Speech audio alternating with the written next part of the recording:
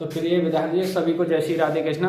आइए आज हम बोर्ड परीक्षा जो इंटर की है गणित की, उससे संबंधित आपको हम अपने चैनल दिव्यासी क्लासेस 9698 पर लगातार अपडेट दे रहे हैं और महत्वपूर्ण जो प्रश्न है आपके बोर्ड परीक्षा से संबंधित उनकी श्रृंखला अपने चैनल पर लगातार अपडेट करा रहे हैं। तो आइए उसी कड़ी में आज हम आगे बढ़ते हैं और कुछ अवकलन से संबंधित सवाल, कुछ आव्यूह और मैट्रिक्स से संबंधित सवाल जो रह गए थे वो आज मैं आपको कवर कराता हूं। तो आइए क्वेश्चन नंबर बढ़ते हैं हम। आज का पहला क्वेश्चन है इस प्रकार के, सिद्ध कीजिए कि 1 ओमेगा ओमेगा स्क्वायर 1 और ओमेगा स्क्वायर 1 ओमेगा का मान कितना है 0 है। तो आइए इसको हल करते हैं। देखिए ओमेगा क्या है, ओमेगा इकाई का घनमूल है। तो अब ओमेगा क्या नहीं, इसको हम लिख सकते हैं 3 घनमूल, ओमेगा का जो घनमूल है बराबर 1। तो अब दोनों को घन करेंगे तो ओमेगा रह जाएगा, ओमेगा और यहाँ 1 आ जाएगा, ओमेगा के घात, तो ओमेगा के घात 3। ओमेगा इकाई का 1 है, इकाई का घनमूल है। एक मिनट, ओमेगा जो है वो 1 इकाई का घनमूल है।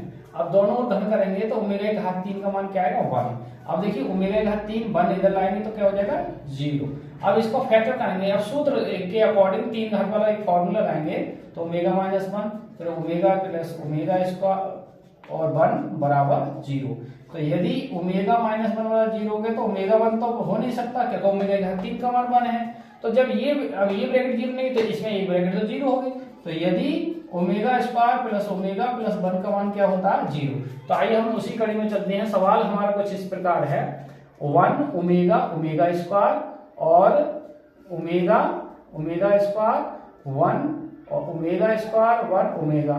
तो आइए हम क्या करते हैं, देखिए ये है हमारी पंक्ति, ये आपकी पंक्ति है R1 R2 और ये R3, ये हमारे स्तंभ होते हैं C1 आपका C2 और ये C3। तो हम क्या है जोड़ दें, यानी हम क्या कर देंगे ऑपरेशन करेंगे, ऑपरेशन आपका C1 operation C1 plus C2 plus C3 का प्रयोग कर रहे हैं।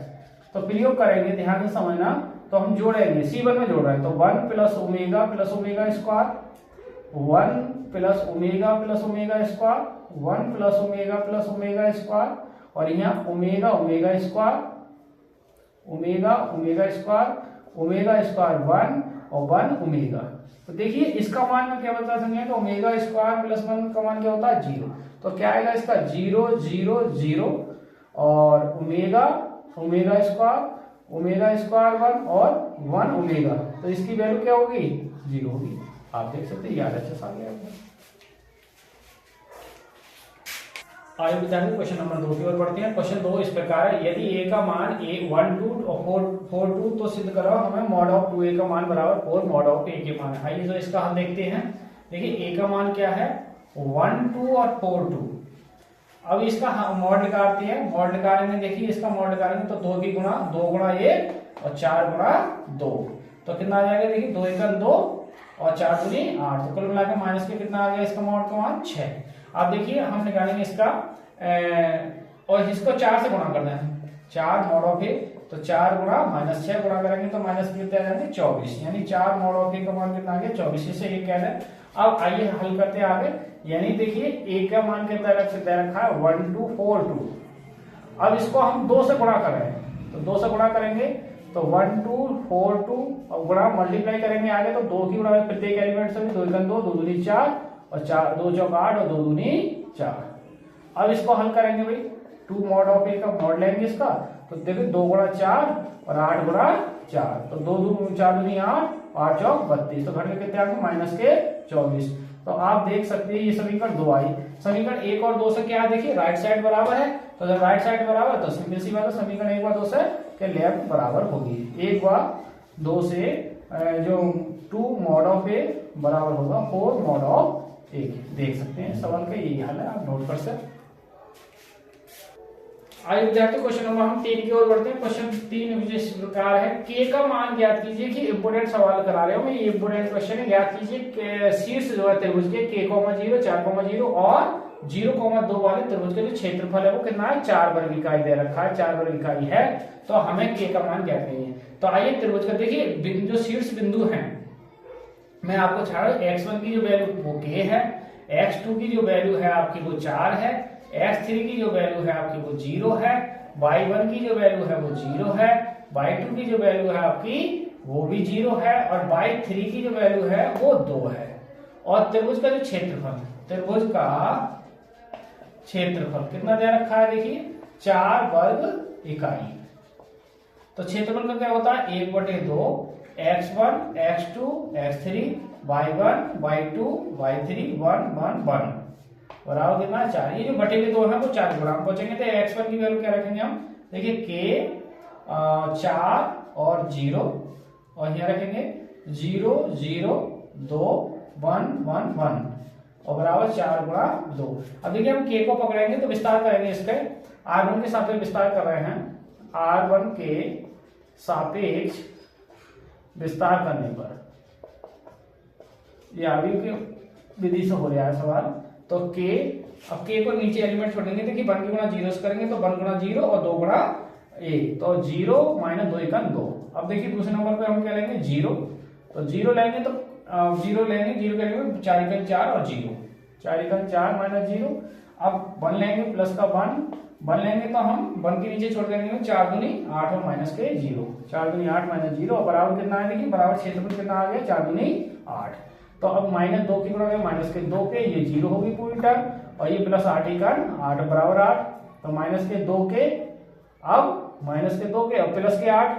अब देखिए हाँ, अब क्षेत्रफल एक बार समझें कि यदि हम क्षेत्रफल प्लस माइनस में लें, मान लो प्लस माइनस में ले लूं, क्षेत्रफल प्लस माइनस में लें, अब देखिए प्लस माइनस 2 के तो प्लस के 8 है और बराबर प्लस माइनस कितना है। अब मैं प्लस चिन्ह ले लूंगा, प्लस चिन्ह लेने पर तो माइनस का कितना आएगा 2 के प्लस के 8 बराबर 8। अब ये 8 उधर जाएंगे तो 2 के बराबर 8 माइनस 8 घर के क्या आएंगे 0। तो के की वैल्यू कितनी आएगी भैया, 0 को भाग करेंगे किससे, माइनस 2 से, तो क्या आएगा 0। अब देखिए माइनस चिन्ह, माइनस चिन्ह लेने पर, माइनस चिन्ह ले लेते हैं तो क्या आएगा माइनस के 2 के प्लस के 8 माइनस के 8 और 2 के बराबर 8 माइनस के और माइनस के 8 हो जाएंगे तो माइनस के तो हो जाएगा 16, 2 के माइनस माइनस कर जाएगा तो के की वैल्यू कितनी आ गई माइनस के 16 बटे माइनस के 2 से करें तो 2 8 16, तो के की वैल्यू कितनी आ जाएगी 8। अतः के के मान कितने आ गए, एक तो 0 आ गया और एक कितना आ गया 8 आ सकते हैं। भाई आप देख सकते हैं, नोट करें। आइए विद्यार्थी क्वेश्चन नंबर हम 4 के ऊपर थे। क्वेश्चन 4 में पढ़ के सुनाओ, दर्शाइए कि बिंदु A B plus C, B C plus A और सी ए प्लस बी कैसे हैं, सवरेख हैं। देखिए हम इस 3 बिंदु है और तीनों बिंदुओं से त्रिभुज का क्षेत्रफल निकालेंगे और क्षेत्रफल यदि 0 आता है तो बिंदु कैसे है, सवरेख हैं, अन्यथा क्या है, सवरेख नहीं है। तो आइए इसका हल देखते हैं।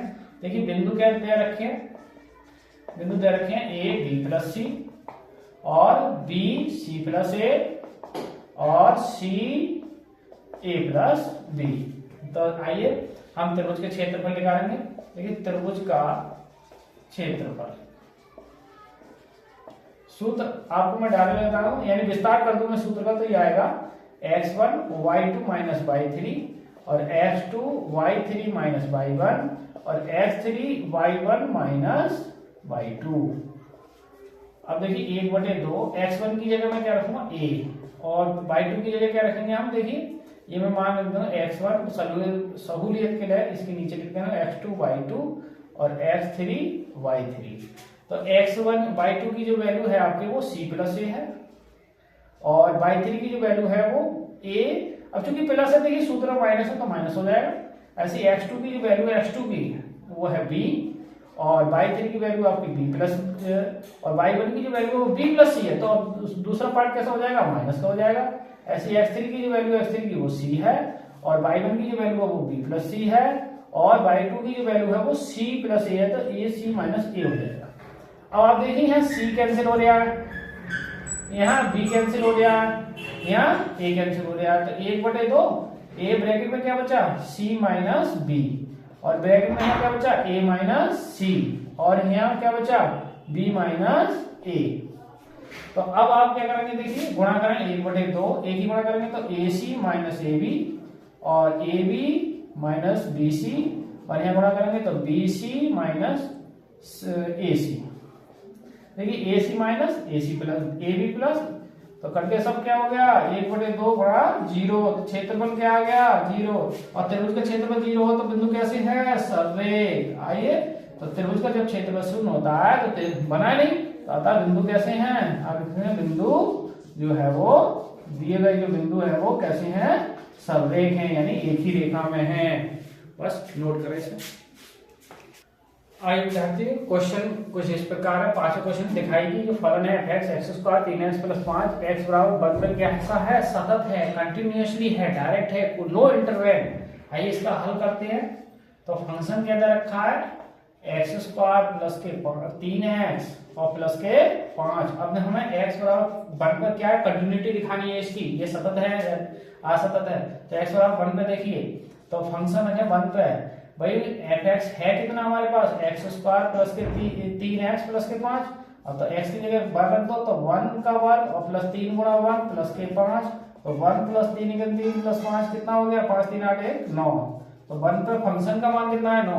अब देखिए अगर कंटिन्यू कैसे है, जैसे फंक्शन है इधर को RHL और इधर को होती है LHL, कम पे LHL निकालते हैं और प्लस पे निकालेंगे RHL और माइनस पे क्या निकालेंगे LHL। और फंक्शन यदि तीनों यानी LHL और RHL और फंक्शन किसी भी पॉइंट पर कोई फंक्शन यदि ये बराबर है तीनों, तो फलन क्या है लगातार है, कंटिन्यू है, और एक भी टूट गया तो डिसकंटिन्यू हो जाता है, असतत हो जाता है। तो आइए अब मैं चूंकि एक ही फंक्शन है एक ही पॉइंट है तो RHL और LHL सेम लिख रही है यदि एक ही फंक्शन है तब। तो आइए निकालते हैं। तो लिमिट LIM लिमिट कहते हैं, LIM एंटी लिमिट यानी सीमा x बराबर 1 फंक्शन, तो limit x tends to 1 function का मान कितना है x² + के 3x + के 5, लिमिट हटाइए और x की जगह क्या रख देंगे 1, तो 1 का वर्ग 3 गुणा 1 और प्लस 5, तो 1 + 3 = 3 + 5, तो कितना आ गया देखिए।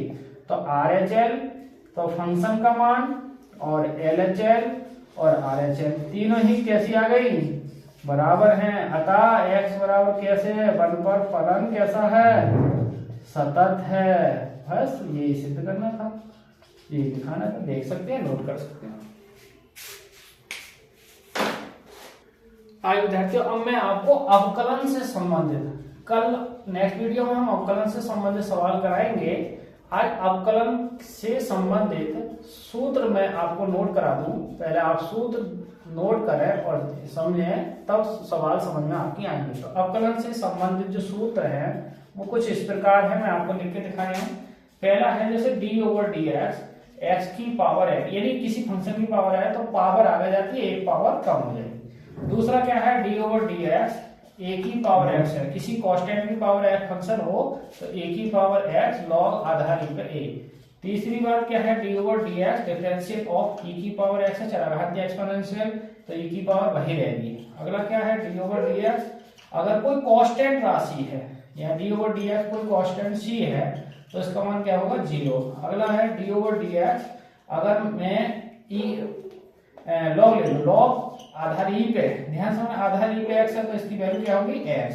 छठा है अगर मैं आगे देखिए आगे लेता हूं d/dx लॉग आधार ई पे a है तो इसका होगा 1/x लॉग आधार a पे e।